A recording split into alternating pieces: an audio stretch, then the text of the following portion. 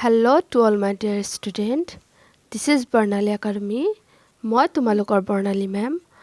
আজি এই ভিডিঅ'টোৰ জৰিয়তে ক্লাছ 4ৰ কাষৰ মেল এই পাঠটোৰ প্ৰশ্নোত্তৰখিনি আলোচনা কৰিম।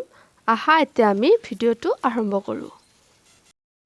1 নম্বৰ প্ৰশ্নটোত কৈছে যে প্ৰথমে কোৱা তাৰ পিছত লিখা। ক নম্বৰত দিয়া আছে কাষৰ গাঁৱৰ লোকসকল খেলপথাৰত উপস্থিত হোৱাৰ কাৰণ কি আছিল?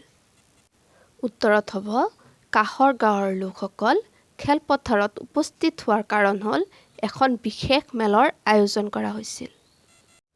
খ নম্বৰ প্ৰশ্নটোত কৈছে যে খেলপথাৰত উপস্থিত গয়াসকলৰ মাজত কি আলোচনা চলি আছিল? উত্তৰত হ'ব খেলপথাৰত উপস্থিত গয়াসকলৰ মাজত মেলখনত বিশেষ সমস্যা বিষয়ে আলোচনা চলি আছিল।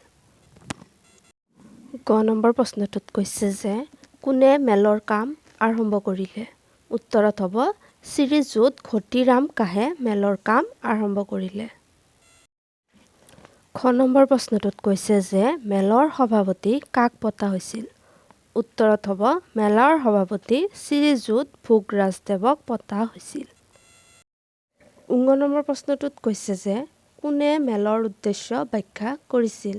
উত্তৰত হ'ব শ্ৰী লুটাৰাম কাহে মেলৰ উদ্দেশ্য ব্যাখ্যা কৰিছিল। প্ৰথম নম্বৰ প্ৰশ্নটোত কৈছে যে মেলৰ উদ্দেশ্য কি আছিল? উত্তৰত হ'ব অতীজতে অসমত কাহৰ বৰ সমাদৰ আছিল, কিন্তু বৰ্তমানে কাহে মানুহৰ সমাদৰ হেৰুৱাইছে। কাহৰ বৰ্তমান ভৱিষ্যত প্ৰজন্ম সুৰক্ষা কিদৰে দিব পাৰি, এই সমস্যা সমাধান কিদৰে কৰিব পাৰি, এয়াই মেলখনৰ উদ্দেশ্য আছিল।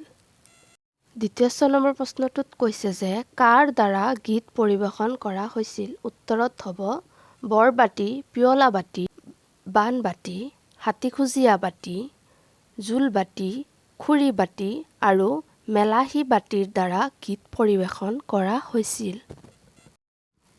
জ নম্বৰ প্ৰশ্নটোত কৈছে যে কোনে কাঁহ শিল্পৰ ইতিহাস বৰ্ণনা কৰিছিল? উত্তৰত হ'ব শ্ৰীযুতা বেৰাকাহি ডাঙৰীয়ানীয়ে কাঁহ শিল্পৰ ইতিহাস বৰ্ণনা কৰিছিল।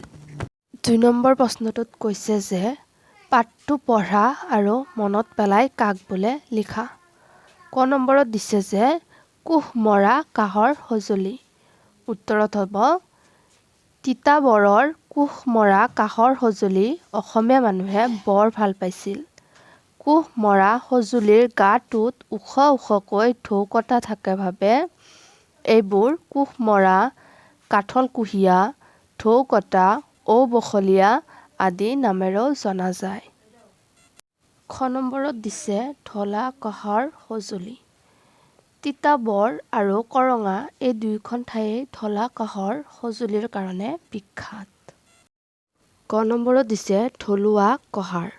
ঢলুৱা কাঁহ হাতুৰিৰে কোৱাই গঢ়াৰ পৰিৱৰ্তে কাঁহ গলাই জুলীয়া কৰি মাটিৰ সাঁচত ঢালিহে গঢ়ে।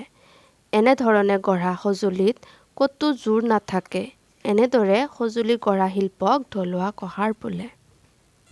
আজিৰ ভিডিঅ'টো ইয়াতে সমাপ্ত কৰিলোঁ। বাকী প্ৰশ্নোত্তৰখিনি আমি পৰৱৰ্তী ভিডিঅ'ত আলোচনা কৰিম। ধন্যবাদ।